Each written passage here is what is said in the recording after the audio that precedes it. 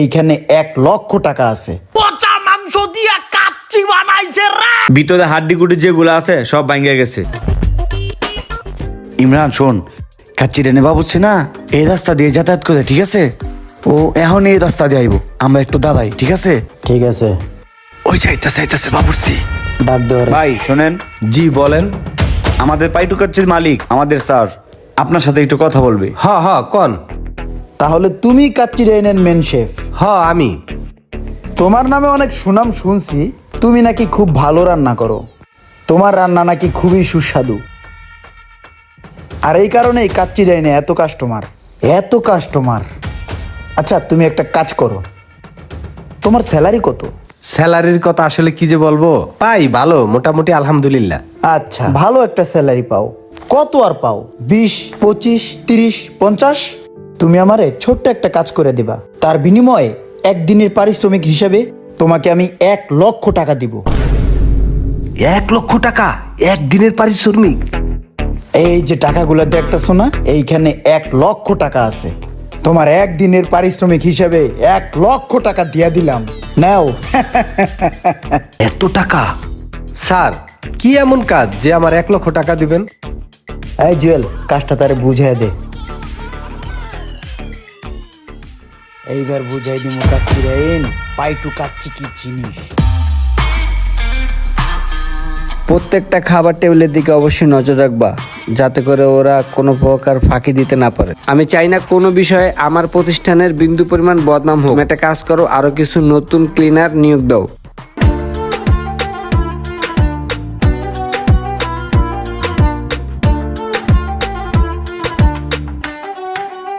ওয়ালাইকুম আসসালাম। কাচ্চি ডাইনের ভিতরে ঢুকলেই মাথাটা গরম হয়ে যায়। আমার রেস্টুরেন্টে একটা কাস্টমার নাই, কি এমন স্বাদ পাইলো কাচ্চি ডাইনের ভিতরে। স্যার এদিকে আসেন, এই যে এই টেবিলে বসেন। বলেন স্যার, কি সেবা করতে পারি? এই এদিকে 3টা কাচ্চি লয়ে যা। ঠিক আছে স্যার, নিয়ে আসতেছি। আজকে দেখমু তোর কাচ্চি ডাইন কেমনি টিকে। ও শখ ভাই 3টা কাচ্চি দেন তো। এ বেটা দাঁড়া, দিতে আসি। ধর এলো। কি মাংসের একটু গন্ধ গন্ধ মনে হইতেছে না? হ্যাঁ আসলেই তো, মাংসের তো গন্ধ পেতেছে। ওই শাকিল, তোরটার কি অবস্থা দেখতো? আসলে একটু গন্ধ করতেছে। পচা মাংস দিয়া কাচ্চি বানাইছে রে।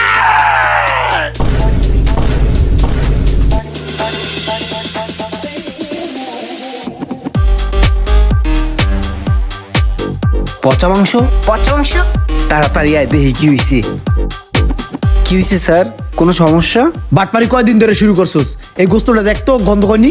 এটা পচা গোস্ত, বেটা ধইরা দেখ। পচা গোস্ত মানে? এ বেটা গন্ধ হইছে, দেখ তুই দেখ বেটা, গন্ধ হইতেছে, মানুষ খায় দেখ।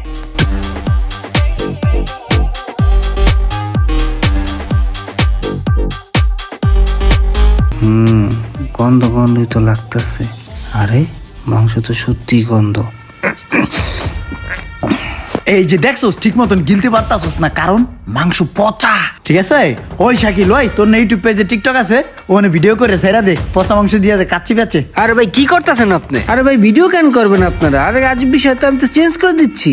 ওই মিয়া দাঁড়ান, আপনি কি লেগে ভিডিও করতেছেন বুঝতেছি না। আপনি ভিডিওটা রাখেন না, আপনি ভিডিও রাখেন, আমি তো এই চেঞ্জ মিয়া, আপনি থামেন, তাই না? সব ভিডিও কর। আরে ভাই আপনি এগুলো করেন না, আপনি ভিডিওটা রাখেন। আরে ভাই তাই একটু বুঝাই বলেন না, ভিডিও করতে মানা করেন। আরে ভাই ভিডিও বন্ধ করবো কি লিগে? আপনি উল্টাপাল্টা কাজ করছেন, এটা সবাই দেখবো, পুরো দেশবাসী জানবো যে কাচ্চি ডাইন পচা মাংস দিয়ে ব্যবসা করে।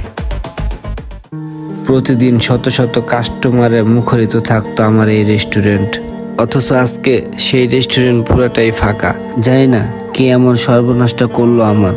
হে আল্লাহ, আমি যদি সঠিক হয়ে থাকি তাহলে তুমি অবশ্যই তার ফলাফল আমাকে দিবা।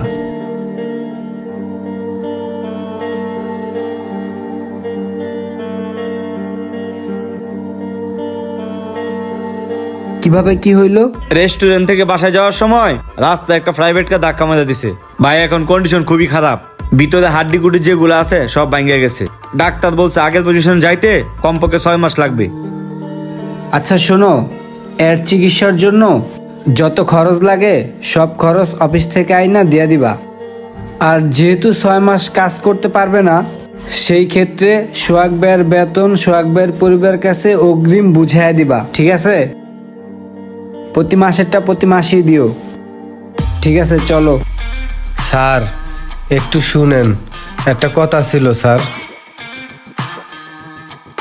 স্যার আমার মাফ করিয়ে দিয়েন স্যার, আমি অনেক বড় অন্যায় করছি আপনার সাথে স্যার। সামান্য কিছু টাকার লোভে আমি বিরিয়ানির ভিতরে পচা মাংস ভরিয়ে দিছিলাম স্যার। ওই সাইডে যায় গোষ্ঠটা লাড়া দে, যা। কেউ দেহনের আগে কামটা সের গেলাই, একের মধ্যে পচা মাংসটা পড়িয়ে দেই, কাম শেষ। এবার 1 লাখ টাকাই আমার।